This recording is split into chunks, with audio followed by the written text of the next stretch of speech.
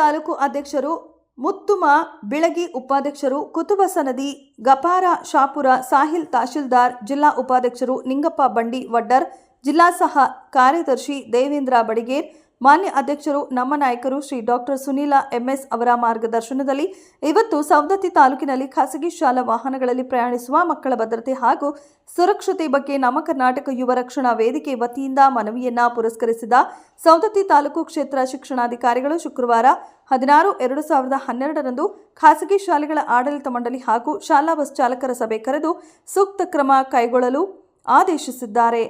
ಹಿಂದಿನ ಮಕ್ಕಳು ನಾಳಿನ ಭವಿಷ್ಯ, ಅವರ ಸುರಕ್ಷೆ ನಮ್ಮ ಕರ್ತವ್ಯ. ನಮ್ಮ ತಾಲೂಕಿನ ಎಲ್ಲ ಪದಾಧಿಕಾರಿಗಳು ಬೆಂಬಲಿಸಿದ್ದಕ್ಕೆ ಎಲ್ಲರಿಗೂ ಧನ್ಯವಾದಗಳು. ಕ್ಷಣ ಕ್ಷಣದ ಸುದ್ದಿಗಾಗಿ ವೀಕ್ಷಿಸಿ ರಾಷ್ಟ್ರಧ್ವನಿ ನ್ಯೂಸ್ ಕನ್ನಡ.